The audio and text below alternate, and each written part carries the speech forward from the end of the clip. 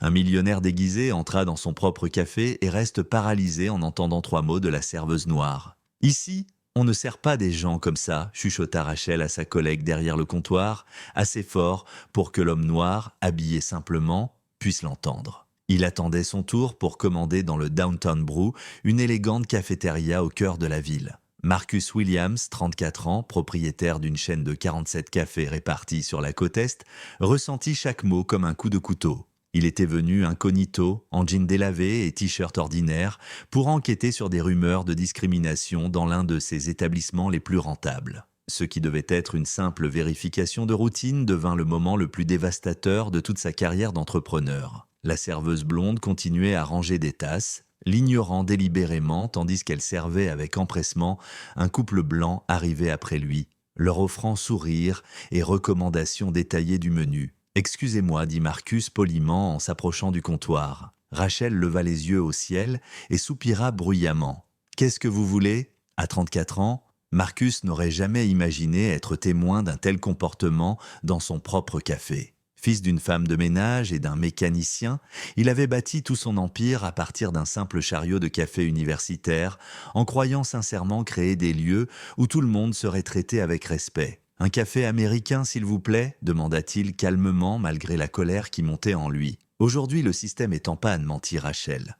On n'accepte que les paiements en espèces. Elle savait pertinemment que cet homme, vu son apparence, ne devait pas avoir beaucoup d'argent sur lui. Marcus, lui, avait 847 $ en liquide et plusieurs cartes black sans limite, mais il choisit de pousser le test jusqu'au bout. « Combien ?»« 12 $, répondit-elle sèchement. Le prix réel était de 4,50 $. Marcus connaissait chaque produit du menu. C'était lui-même qui l'avait approuvé. Derrière son calme apparent, son esprit tournait à toute vitesse. 3 semaines plus tôt, il avait fait installer un système de caméras discrètes après une plainte anonyme évoquant des comportements racistes dans cette succursale. Il n'aurait jamais cru découvrir que ses préjugés étaient ancrés dans la culture interne du lieu. « Pas de problème, répondit-il simplement, sortant un billet de 20 $. Rachel le prit du bout des doigts, comme si elle touchait quelque chose de sale. « Un café noir, sans fioriture ?» murmura-t-elle au barista. Tony, le jeune barista, hésita un instant. Marcus perçut dans son regard une gêne silencieuse, comme s'il savait que quelque chose clochait, mais n'osait rien dire. Pendant l'attente, Marcus observa tout, les regards évités, les murmures entre employés, les commentaires de Rachel sur ce genre de gens, qui, selon elle, faisaient rebaisser le niveau du lieu. Elle servit 3 autres clients avant de revenir vers lui, déposant son café dans un gobelet en carton bon marché, sans soucoupe ni serviette, alors que tous les autres clients buvaient dans des tasses de porcelaine. « Suivant » lança-t-elle, ignorant son merci. Marcus resta immobile un moment, absorbant la scène, réalisant que cette humiliation venait de l'un de ses propres employés, dans un lieu bâti sur des valeurs d'égalité et d'excellence. Une décision claire naquit dans son esprit. Ce ne serait pas une simple sanction, mais une leçon que Rachel et tous ceux qui lui ressemblaient n'oublieraient jamais. En sortant du café, il appela « Hey James, c'est moi. Viens au Downtown Brew tout de suite. Amène l'équipe juridique et les nouveaux documents sur la politique de diversité. On a un sérieux problème. » Sur le trottoir, il esquissa un sourire discret. Rachel n'avait aucune idée qu'elle venait d'humilier l'homme qui signait son salaire. Mais elle allait bientôt le découvrir. Si cette histoire de justice et de transformation t'inspire, abonne-toi à notre chaîne pour savoir comment une simple tasse de café allait devenir le catalyseur d'une révolution, changeant non seulement un commerce, mais des dizaines de vies. 40 minutes plus tard, James Peterson, avocat et meilleur ami de Marcus, fit son entrée dans le Downtown Brew. Grand, peau claire, allure assurée d'un habitué des tribunaux fédéraux, il représentait exactement le genre d'homme que Rachel avait appris à respecter. « Quel est le problème ?» demanda James, observant l'activité du café. Marcus désigna discrètement Rachel, qui servait une famille latino, avec une irritation visible. « Regarde, dit-il simplement. » La scène se répéta comme un scénario déjà écrit. Soupirs, lenteurs, remarques hautaines. Quand le petit garçon renversa un peu de sucre, Rachel lança assez fort pour être entendue. « Il y a des gens qui ne savent pas se tenir dans des endroits civilisés. » La mère du garçon baissa les yeux, honteuse, tandis que le père essuyait précipitamment la table, murmurant des excuses. Ils partirent sans finir leur café, emportant avec eux cette dignité blessée que Marcus connaissait trop bien. « Mon Dieu !» souffla James. « Elle le fait ouvertement. » C'est pire que ce qu'on pensait, répondit Marcus, revoyant sa propre humiliation 1 heure plus tôt. Et je suis sûr que ce n'est pas un cas isolé. Marcus avait grandi en voyant ce genre de scène. Sa mère, Donna Williams, travaillait de nuit à nettoyer des bureaux pour subvenir seule à leurs besoins. Il se souvenait d'elle, silencieuse dans les halls des grands immeubles, invisible aux yeux des cadres, supportant les remarques condescendantes des secrétaires qui lui parlaient avec ce ton réservé aux gens qu'elle jugeait inférieurs. « Mon fils sera différent », disait-elle, rentrée à l'aube, épuisée mais fière. « Il aura le respect qu'on ne m'a jamais donné. » À 19 ans, Marcus vendait du café depuis un petit chariot bricolé sur son campus universitaire. Tandis que ses camarades faisaient la fête ou se plaignaient des cours, lui se levait à 4 heures du matin pour préparer ses boissons et économiser chaque centime. Sa première boutique faisait 3 mètres carrés, partagée avec une laverie automatique. Il n'avait presque rien, mais il savait exactement ce qu'il voulait construire. Des lieux où chaque personne serait traitée avec dignité, quelle que soit son apparence ou son origine. En 15 ans, Marcus avait bâti méthodiquement un empire. Café Bru, sa première vraie enseigne, était devenue une référence en matière de services inclusifs. Ses employés étaient formés non seulement à faire du bon café, mais surtout à traiter chaque client comme s'il était le plus important du jour. Le respect n'a ni couleur, ni classe sociale, ni accent. Cette phrase figurait en première page du manuel de formation de chaque employé. Et pourtant, aujourd'hui, en voyant Rachel humilier systématiquement les clients non blancs dans son propre établissement, Marcus sentait une trahison profonde, comme si les valeurs mêmes de sa vie avaient été piétinées sous ses yeux. « Elle doit partir aujourd'hui », dit James, resserrant le nœud de sa cravate. « On a largement de quoi justifier un licenciement immédiat. » « Non », Marcus secoua la tête, le regard fixe sur Rachel qui riait avec une collègue en se moquant de la clientèle qui dégringolait ces derniers temps. « La renvoyer, c'est trop facile, » répondit-il calmement. « Elle trouverait un autre emploi et continuerait d'être la même personne. » James reconnut cette expression sur son visage, la même qu'il avait eue quand il avait refusé de vendre sa première boutique à une grande chaîne de café ou quand il avait rejeté des offres à 7 chiffres pour conserver le contrôle total de sa vision. « Qu'as-tu en tête ?» demanda James. Marcus sortit son téléphone et lui montra des captures d'écran. « Regarde ça. » Rachel publiait régulièrement sur Instagram pendant ses heures de travail des selfies avec les hashtags #worklife et #coffeevibe pendant qu'elle maltraitait des clients juste derrière le comptoir. « Elle documente elle-même son hypocrisie, dit Marcus froidement. Il montra une photo d'elle en uniforme du Downtown Brew avec cette légende « J'adore servir des gens spéciaux chaque jour ». James siffla entre ses dents. « Publié exactement à l'heure où elle t'humiliait ici. » Marcus acquiesça. « Il me faut plus de preuves. Je veux qu'elle s'enfonce d'elle-même avant qu'on agisse. » À cet instant, Rachel s'approcha d'une table où un couple de personnes âgées afro-américaines étudiait calmement le menu. Marcus observa la scène, la mâchoire serrée. Rachel tapotait son carnet avec impatience. « Vous allez commander ou juste occuper la place ?» lança-t-elle d'un ton méprisant. L'homme leva la tête, surpris. « Excusez-moi, jeune fille, nous réfléchissons encore. Aujourd'hui, c'est plein. Si vous ne savez pas quoi prendre, vous feriez mieux de revenir un autre jour. » La femme posa une main sur le bras de son mari. « Viens, chérie, partons. Nous ne voulons déranger personne. » Marcus sentit le sang lui bouillir dans les veines. Ce couple aurait pu être ses propres grands-parents, des gens qui avaient enduré une vie de mépris et qui, même en 2024, devaient encore affronter ces formes polies de la haine. Sa voix fut basse, posée, mais James y entendit une colère glacée. « Je veux que tu engages un détective privé. Je veux tout savoir sur Rachel Thompson. Son passé professionnel, ses réseaux sociaux, ses fréquentations, tout. Marcus, tu vas trop loin ? Trop loin ?» Sa voix monta à peine, mais chaque mot vibrait. Trop loin, c'est ce qu'elle vient de faire à ce couple. Trop loin, c'est me faire payer 3 fois le prix, pensant que je ne m'en rendrais pas compte. Marcus rangea son téléphone sans quitter Rachel du regard. Elle a voulu jouer avec moi, maintenant elle va apprendre pourquoi on ne sous-estime jamais un homme qui a bâti un empire à partir d'un simple chariot de café. James griffonna quelques notes dans son carnet. Et quand on aura tout, Marcus esquissa un sourire lent, calculé, alors elle découvrira qui dirige vraiment cet endroit. Il se tourna une dernière fois vers la scène et ajouta, d'une voix calme mais implacable, « Et quand ce moment viendra, ce ne sera pas juste un licenciement. Ce sera une leçon que personne n'oubliera. » Ce que Rachel ignorait, c'est que ses rires cruels et ses remarques pleines de préjugés étaient soigneusement enregistrés. catalogué par quelqu'un qui possédait les ressources et l'intelligence nécessaires pour transformer son arrogance quotidienne en l'arme de sa propre destruction professionnelle et sociale. 3 jours plus tard, Marcus était assis dans son bureau du centre de Los Angeles, un rapport de 40 pages étalé devant lui. Chaque ligne portait le nom de Rachel Thompson. Ce dossier impressionnerait n'importe quel enquêteur chevronné, dit David Martinez, le détective privé engagé par James. Il pointa du doigt des captures d'écran classées chronologiquement. Elle ne se contente pas d'avoir des préjugés, ajouta-t-il. Elle les documente elle-même sur les réseaux sociaux. Marcus tourna les pages, chaque capture d'écran plus choquante que la précédente. Sur Facebook, Rachel vantait les clients de qualité du Downtown Brew.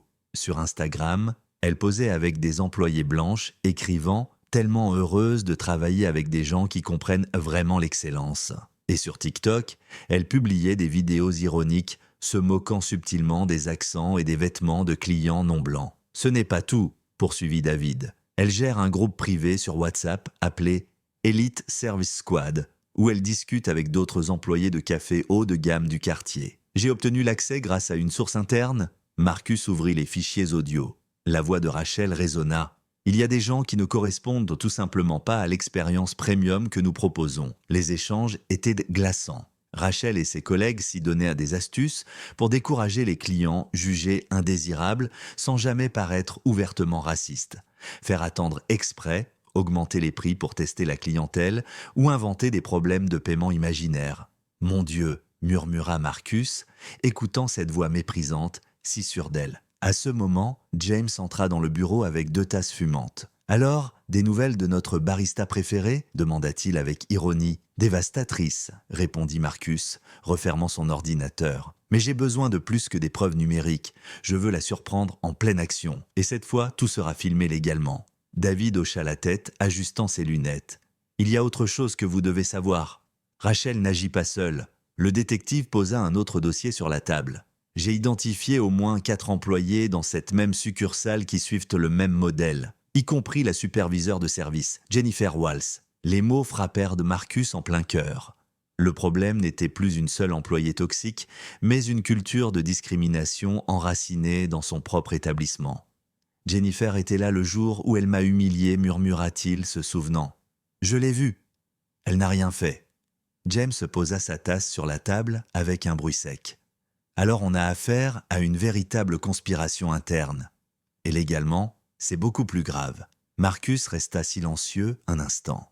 Il se souvenait avoir personnellement embauché Jennifer, séduit par son parcours et ses références, convaincu qu'elle partageait ses valeurs d'inclusion et de respect. Elle l'avait regardé droit dans les yeux en signant le contrat promettant de traiter chaque client avec dignité. David reprit. Et ce n'est pas tout.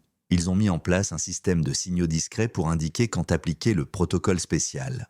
Il montra une capture du logiciel de caisse. Rachel utilise un code interne qui ajoute automatiquement des frais supplémentaires liés à certaines commandes. Vous voyez très bien lesquelles. Marcus sentit la colère bouillonner, mais sa discipline prit le dessus. Sa voix redevint calme, froide, stratégique. « Je veux une opération complète. Caméra, enregistreur, témoin. Je vais y retourner moi-même, comme client. » James fronça les sourcils. « Tu es sûr ? Ils t'ont déjà vu là-bas. » « Justement pour ça. » Marcus esquissa un sourire dur. « Rachel pense que je suis une proie facile. Je vais lui donner l'occasion de creuser sa propre tombe. » 2 heures plus tard, Marcus portait à nouveau des vêtements simples, mais cette fois avec du matériel d'enregistrement caché. Une micro-caméra intégrée dans le bouton de sa chemise et un micro dissimulé dans son sac. David et 2 assistants s'étaient installés dans le café, se faisant passer pour de simples clients, leurs appareils prêts à tout filmer. Quand Marcus entra dans le Downtown Brew, il était 14 heures précises. La pause déjeuner était passée, mais Rachel était bien là, derrière le comptoir, bavardant avec Jennifer de leur projet du week-end. « Regarde qui est de retour », murmura Rachel juste assez fort pour être entendue. « Il y a des gens qui ne comprennent jamais les signes. » Jennifer arqua un sourcil, le scrutant avec un mépris à peine caché.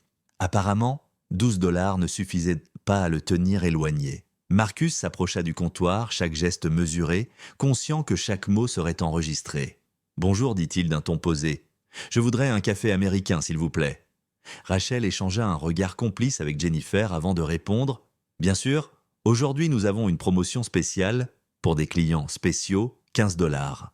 Tiens, le prix a augmenté depuis hier, demanda Marcus d'un ton faussement naïf. L'inflation, répliqua Jennifer, esquissant un sourire faussement aimable. Vous comprenez comment fonctionne l'économie, n'est-ce pas? Le ton condescendant fit grincer des dents David, assis 3 tables plus loin qui dut se retenir pour ne pas réagir. Sa caméra captait chaque mimique de mépris sur les visages des 2 femmes. Marcus paya les 15 $ sans protester, observant comment Rachel tapait des codes précis dans le système de caisse, les mêmes que David avait identifiés comme ceux du protocole spécial. « C'est à emporter, je suppose ?» lança Rachel en saisissant machinalement un gobelet en carton, alors qu'il voyait d'autres clients recevoir leur café dans de belles tasses en porcelaine. « En fait, je vais le prendre ici », répondit Marcus calmement. Rachel marqua une pause visiblement contrariée. « Nos tables sont réservées aux clients qui commandent un repas complet », dit-elle sèchement. Marcus balaya la salle du regard, 6 tables vides. « Je vois pourtant beaucoup de places disponibles. » Jennifer s'approcha, adoptant une posture autoritaire. « Monsieur, si vous ne commandez pas de nourriture, nous aurons besoin que vous libériez la table pour d'autres clients. » À cet instant, un couple blanc entra et s'assit près de la fenêtre, ne commandant que 2 cafés. Rachel se précipita vers eux, souriante, leur proposant la carte des desserts et leur demandant s'ils préféraient des tasses en porcelaine ou en verre trempé. L'hypocrisie était si flagrante que Marcus en eut presque envie de rire. Elles étaient en train de se condamner elles-mêmes, créant des preuves irréfutables de discrimination ouverte, tout en croyant ne faire que appliquer les standards. « Je comprends parfaitement », dit Marcus en attrapant son café dans le gobelet en carton bon marché. « Merci pour cette expérience éducative. » Alors qu'il se dirigeait vers la porte, il entendit Rachel murmurer à Jennifer « Certains endroits ne sont tout simplement pas faits pour certaines personnes. C'est bien quand elles le comprennent d'elles-mêmes. » Une fois dehors, Marcus inspira profondément et retira discrètement son matériel d'enregistrement. En moins de 15 minutes, il venait de récolter assez de preuves pour non seulement détruire Rachel et Jennifer, mais aussi exposer tout le système de discrimination qu'elles avaient mis en place. David le rejoignit peu après, le visage partagé entre la colère et l'admiration. « On a tout, dit-il. Audio clair, vidéo multi-angle, horodatage du système de paiement montrant les codes discriminatoires. C'est un dossier en béton. » « Non, répondit Marcus en sortant son téléphone. Ce n'est pas encore fini. Maintenant vient la partie qu'elles n'oublieront jamais. » James décrocha dès la première sonnerie. « Alors, mieux que prévu ?» répondit Marcus. « Prépare les documents légaux et convoque tout le personnel du Downtown Brew demain à 9 h. » Il marqua une pause, regardant à travers la vitre, Rachel et Jennifer rire, inconscientes du raz-de-marée qui s'apprêtait à les frapper. « Préviens aussi l'équipe des relations publiques. Parce qu'à la fin de tout ça, ajouta-t-il d'une voix calme, cette histoire deviendra un cas d'école sur pourquoi la discrimination ne rapporte jamais. » Rachel avait voulu jouer avec des codes et des protocoles spéciaux. Marcus sourit pour la première fois depuis des jours. Demain, elle découvrira ce qui arrive quand on joue à ce jeu contre quelqu'un qui en connaît vraiment les règles. Le lendemain matin, le Downtown Brew était fermé pour réunion d'urgence. Marcus arriva à 8h45 précise, vêtu d'un costume Armani impeccable et portant une mallette de cuir, le jugement final de Rachel Thompson et de ses complices. 17 employés s'étaient rassemblés dans la salle principale, murmurant des hypothèses sur les raisons de cette convocation soudaine. Rachel se tenait au centre, rire confiant, ajustant ses cheveux. « Je parie qu'ils vont annoncer l'expansion de la chaîne, dit-elle à Jennifer avec suffisance. J'ai toujours su que mon travail finirait par être reconnu. » Marcus entra, accompagné de James, de David Martinez et d'une femme élégante que personne ne connaissait. La docteure Patricia Williams, spécialiste en droit du travail, venue documenter chaque seconde de ce qui allait suivre. « Bonjour à tous, » dit Marcus, sa voix résonnant dans le silence soudain. « Je m'appelle Marcus Williams et je suis le propriétaire de cette chaîne de café. » L'effet fut immédiat. Rachel sentit le sang se retirer de son visage, tandis que Jennifer s'étranglait à moitié.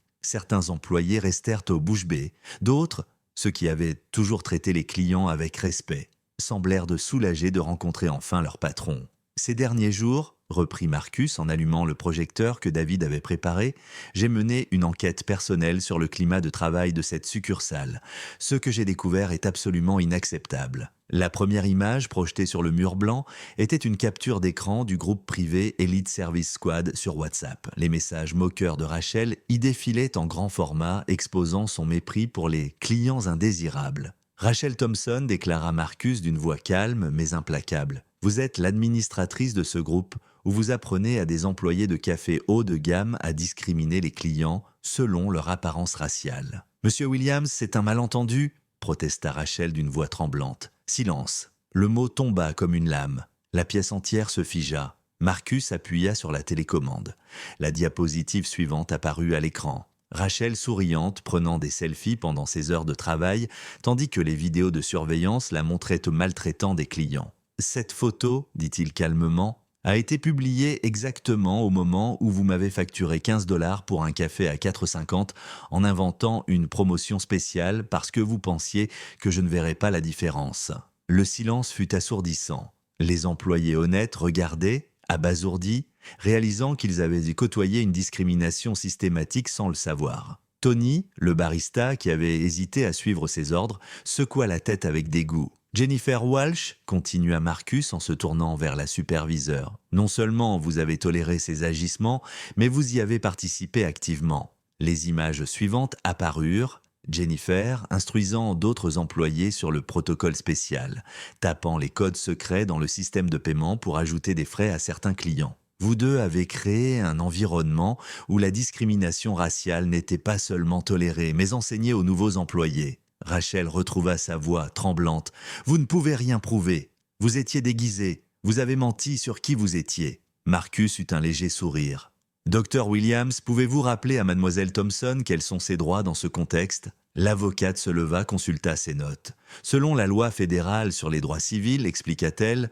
le propriétaire d'un établissement a non seulement le droit, mais l'obligation d'enquêter sur toute pratique discriminatoire dans sa propre entreprise. Le recours à une identité déguisée pour documenter des activités illégales est parfaitement légal lorsque c'est le propriétaire qui le fait. Rachel et Jennifer échangèrent un regard paniqué. De plus, poursuivit calmement la juriste, toutes les preuves recueillies sont recevables en justice, y compris les enregistrements effectués dans un lieu commercial où il n'existe aucune attente de confidentialité. Marcus alluma un petit haut-parleur relié à son téléphone. La voix de Rachel retentit dans la salle. Certaines personnes ne correspondent tout simplement pas à l'expérience premium que nous proposons. Cet enregistrement a été fait hier après-midi, dit-il posément. Lorsque vous m'avez humilié pour la 2e fois, croyant que je n'étais qu'une victime de plus de votre discrimination organisée. Jennifer éclata en sanglots. « S'il vous plaît, monsieur Williams, je peux expliquer… » « Non !» coupa Marcus. « Il n'y a plus d'explication, seulement des conséquences. » David s'approcha, tenant 2 enveloppes officielles. « Rachel Thompson et Jennifer Walsh, vous êtes renvoyés pour faute grave avec effet immédiat. » Il déposa les lettres devant elle. Votre comportement viole non seulement la politique de l'entreprise, mais aussi la législation fédérale sur les droits civiques. Rachel se leva brusquement, retrouvant un instant son arrogance. « Vous n'avez pas le droit, je vous poursuivrai pour harcèlement. » Marcus se redressa, sa voix résonnant avec toute l'autorité d'un homme qui avait bâti 15 ans de succès. « Vous allez raconter au juge comment vous avez discriminé les clients selon la couleur de leur peau. Comment vous avez créé des codes secrets pour voler de l'argent à ceux que vous pensiez trop faibles pour se défendre. La réalité la frappa de plein fouet. Elle venait non seulement de perdre son emploi, mais aussi toute possibilité de travailler à nouveau dans un établissement respectable. « Docteur Williams, dit Marcus, expliquez-leur les implications juridiques. » « Bien sûr, répondit l'avocate, la discrimination systématique peut entraîner des poursuites civiles par chaque client concerné, des amendes fédérales et, selon la gravité des faits, des charges pénales pour violation des droits civiques. » Jennifer s'effondra sur une chaise, secouée de sanglots. Rachel resta debout, mais ses mains tremblaient. « Vos effets personnels vous seront envoyés par courrier, » annonça David en leur tendant 2 boîtes. « Vous avez 10 minutes pour quitter les lieux. » Marcus observa en silence ces 2 femmes qui avaient humilié tant de clients innocents rassembler leurs affaires, brisées, vidées de toute arrogance. Leur peur remplaçait désormais leur mépris. Puis il se tourna vers le reste du personnel. « Aujourd'hui, vous avez été témoin qu'aucune forme de discrimination ne sera tolérée dans mes établissements. Ceux d'entre vous qui sont restés intègres seront récompensés. Ceux qui ont participé d'une manière ou d'une autre ont un choix à faire, changer immédiatement ou chercher du travail ailleurs. » Tony s'approcha visiblement soulagé. « Monsieur Williams, j'étais mal à l'aise, mais je ne savais pas comment signaler ce qui se passait. »« Maintenant, vous le savez, » répondit Marcus. « Nous avons mis en place un système confidentiel pour que cela ne se reproduise plus jamais. » Et tandis que Rachel et Jennifer quittèrent le café par la porte arrière, Marcus ressentit une profonde satisfaction, non pas celle de la vengeance, mais celle de la justice enfin rendue. Il n'avait pas crié, il ne s'était pas abaissé à leur niveau, il s'était simplement contenté de laisser ses propres actes les détruire. Au centre de ce café, là où auparavant la discrimination, déguisée en standard d'excellence,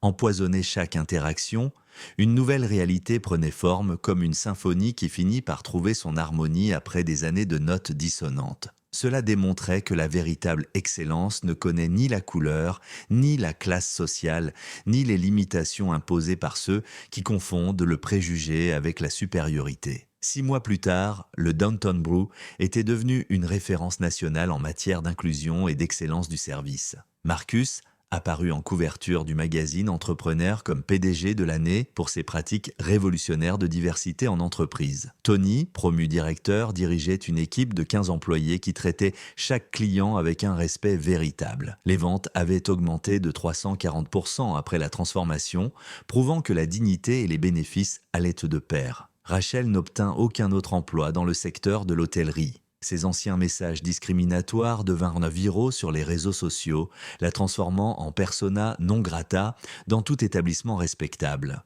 Jennifer déménagea dans un autre État suite aux poursuites civiles des clients qu'elle avait humiliés. Le docteur Williams avait transformé l'affaire en une étude juridique sur la discrimination systémique présentée dans des universités à travers le pays. Le protocole Williams devint la norme dans l'industrie pour identifier et éliminer les préjugés institutionnels. Marcus créa un fonds de bourse pour jeunes entrepreneurs issus de minorités, financé par les bénéfices extraordinaires du Downtown Brew renouvelé. La meilleure vengeance contre les préjugés et le succès qu'il croit impossible devint sa devise d'entreprise. Sur le mur du café, une plaque discrète rendait hommage à Donna Williams, ma mère, qui m'a appris que la dignité ne se négocie pas et que le respect se mérite. Rachel avait tenté de détruire un homme à cause de la couleur de sa peau, mais elle avait fini par se détruire elle-même. Marcus comprit que la vraie vengeance n'est pas de rendre le mal subi, mais d'atteindre le succès que tes ennemis n'auraient jamais pu imaginer. Et toi, as-tu déjà été victime d'une discrimination injuste? Comment as-tu réagi? Laisse ton histoire dans les commentaires et abonne-toi à la chaîne pour voir d'autres cas de justice qui montrent que parfois l'univers n'a besoin que de notre aide pour rétablir l'équilibre.